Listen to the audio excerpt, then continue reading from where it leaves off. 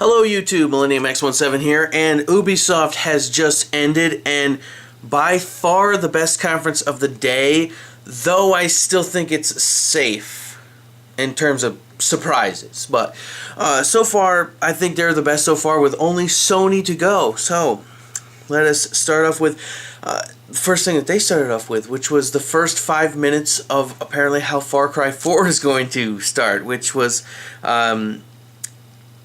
good, let's say.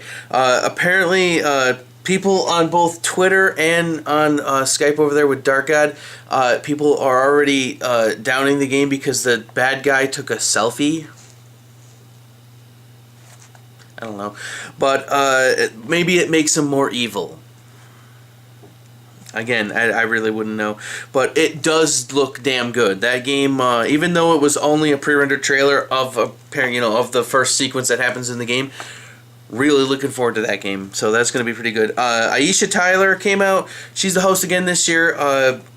She had this big speech about how she likes games, dropped a 420 joke, mentioned how she was in Watch Dogs and the such. Then she moved on to Just Dance 2015.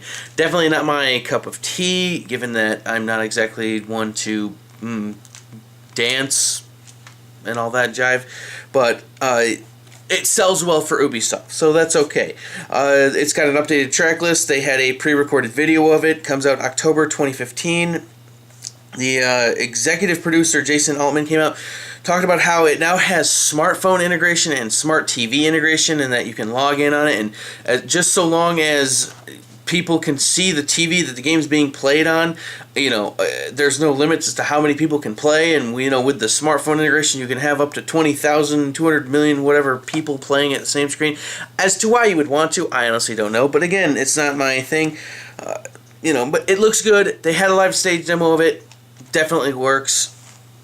Again, I don't dance. So, moving on.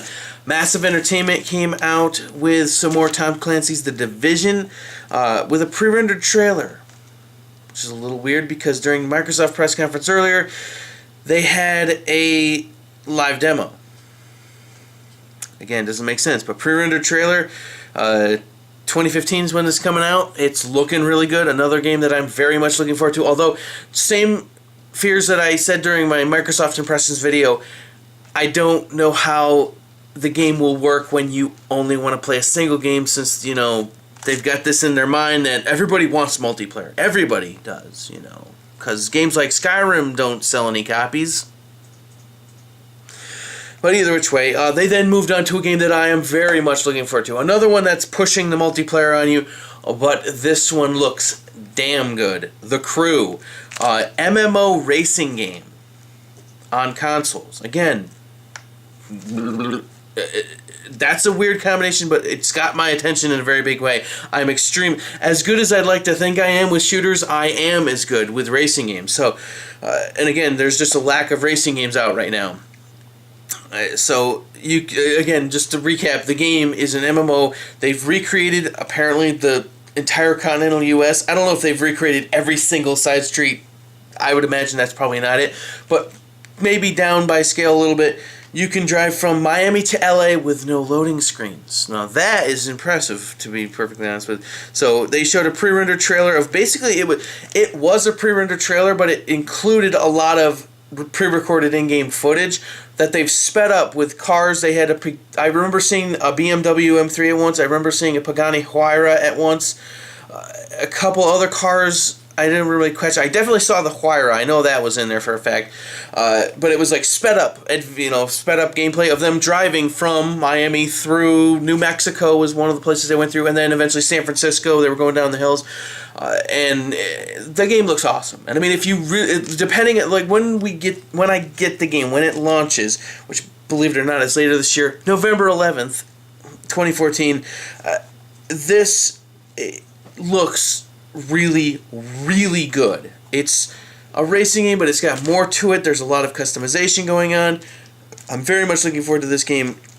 The creative director, Julian Garrity, came out and said that at the E3, obviously it's not going to help people unless the people are there, but there's 4 active demos at E3. There's one at the Ubisoft booth, there's one at the Sony booth, there's one at the Microsoft booth, and I did not honestly catch where the fourth one was. But, they have a lot of demos. The interesting thing, though, is a website that I'm going to give you right now is www.thecrewgame.com. There will be an open beta starting, I heard July 23rd, I think, maybe not. I didn't catch the date exactly. It's in July, though. An open beta is going live. And on Twitter, I've already just found out that the site has already crashed. So, yeah. I'm definitely going to sign up for that whenever the site comes back up online. But that's also an open beta. Hey, that's damn and pretty cool. Like I said, I'm going to sign up for that November 11th. Like I said, this game looks really good. Another point was made that Forza Horizon 2 comes out September 30th. Drive Club comes out October 9th, I think it is. So, as to how much money racing game fans are going to have left at that point in time, the only thing that I don't think that's 100% accurate, because Forza Horizon 2 is definitely going to be that type of game that's a perfect mix between arcade and sim. Drive Club looks to be super arcadey, just like Need for Speed and the such. This game seems to be more of like... Do you remember the game called Fuel? That's what this game reminds me of, but with an open world aspect to it, which Fuel was this. That was a giant map on that game. But this seems to be more populated, if that makes any sense. So I'm looking forward to this one. I don't know how well it's going to do, but I'm definitely going to be probably picking that one up myself. So then they showed Assassin's Creed Unity. I finally caught as to what this is taking place in. Apparently it's 19th century Paris during the French Revolution. So Alex Amanco came out, creative director, showed a pre-rendered trailer, which looked very good. At one point in time, I was like, wait a minute, they showed a live demo during Microsoft, but then after reminding everyone that it's October 28th is the release date, they then had a live demo in a different section from the Microsoft live demo that they did earlier in the day. This one looked really good, ran smooth, though, and I'm not the only one that picked up on this, Dark Eyed right over there also picked up on the fact that the third-person camera had an issue where at one point in time he was fighting three guys. Two of them went to the left side of the street and the other one went to the right, and he was fighting the two on the left, and the one got behind him and started shooting him, and he couldn't immediately see the guy. And this is always an issue with third-person camera work. So there is that one little minor point. Not the worst thing that could ever possibly happen during a live demo. Granted, it's not a technical issue. It's just an issue with the third-person camera. It's never been... The developers have never found a good way to solve that issue when you want to turn around and look at someone really quickly. The camera always ends up backing itself up into a corner somewhere where you have a blind spot. So they didn't solve that just yet, but it still looks like a very good game. Again, it's a shame that I don't really have a thing for the Assassin's Creed games. In the back of my mind, I'm thinking I might give Black Flag another try, but with the backlog that I have, that's easier said than done. Coming up next is a game that I will never play. It's called Shape Up. It's a fitness game for gamers, because there are mini games that are fun for gamers, and okay, let me just say this. It looks as though it would work. But here's the thing, just like any exercise program, period, it's all a matter of staying with it. And I don't know about you, but gamers don't really have that good of attention span. But that's just me. It's, another thing, I don't know if this is a Kinect game or not. They never said what platform specifically they were playing it on. It would appear as though it looks like a Kinect game, but I don't know if it is or not. They never said what platform they were playing on, which is kind of weird. It definitely the most awkward point in all of the Ubisoft press conference. So, again, it's not my cup of tea, obviously, but it does look like it would work if people keep up with it. It's a bunch of collective mini-games that get you active and going. When I first played Kinect Adventures, that gave me a workout and a half. So it's a similar mindset, but this is more specifically in tune with a workout program. Whereas Kinect Adventures was just a bunch of mini games. But nonetheless, next up was an interesting game by Ubisoft Framework. Valiant Hearts: The Great War runs on the Rayman Legends engine. It is a puzzle adventure game set in World War I's Western Front.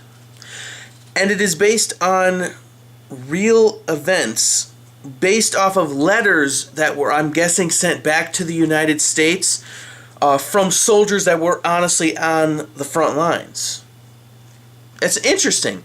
It has kind of a cartoon type art style to it, very almost South Park-esque but grittier cartoon type art style, which is the cartoony type art style is like clashing with the kind of content that you're seeing on the screen, which is, and I actually do like this. This is actually a good way to go between the way your art style is clashing with the content. It really gives the content some punch to it, which it does look like a pretty good game. I don't know exactly how the game plays out yet. It was a pre-rendered trailer that they did show, though it definitely has my attention. The interesting thing about it is that they threw up a June 25th, 2014 release date, which that's what, like not even 3 weeks? Yeah. Not even 3 weeks. Again, okay. We'll see it. I'll definitely check it out when it comes out. So then finally, end of the show, Yves Guillemot comes out, Ubisoft CEO and co-founder, talking about how thanking the gamers for coming and how they've got a great lineup, all this, that, and the other thing. And then he's like, we have one more game. Finally, I get my, oh, but there's one more moment. And it was they throw up on text on screen that says, this is pre-alpha footage from a multiplayer game. Now, they claim this is pre-alpha footage, and it looks about as good as the Battlefield Hardline footage to me. I definitely noticed a couple of weird animation things. Some of it looks a little blocky. It's definitely in pre-alpha, but they're admitting that this game is in pre-alpha. Probably, I would even be willing to bet it's a 2016 release. They never threw up even a year for this yet, so I would imagine this is 2016. This game, it was a hostage situation set in a home in the Boston suburbs. You throw in this little drone thing into the house, and then it goes around and you see a bunch of these 5 versus 5, by the way, it's multiplayer, so there's 2 different sides to this. You're going through and you see where all the people, they're setting up different barbed wire traps and they're blocking off parts of the house, and then during the pre-game lobby, I guess you would call it, and then you find the hostage and you mark it out, and then your team is actually on the roof and they rappel down in and they all coordinate and blast into the house at the same point, and it looks pretty cool. And it turns out eventually, after the whole, like, in the entire match is only like, what would you say, 5 minutes? Something like that, yeah. It's like 5-minute timer on the match, and it turns out to be Tom Clancy's Rainbow Six Siege, or The Siege, or I'm not sure. They threw that logo up and they threw it back down really quickly. I think it's Rainbow Six Siege. So it's been 6 years since the last Rainbow Six game. That looked really good. Does it quantify as a bombshell announcement? I don't think so, but it definitely got piqued my interest very much so. It's a very unique multiplayer atmosphere. It's not just a straight kill, just like team deathmatch in Call of Duty, where you just sort of run through the area and start blasting and shooting everywhere.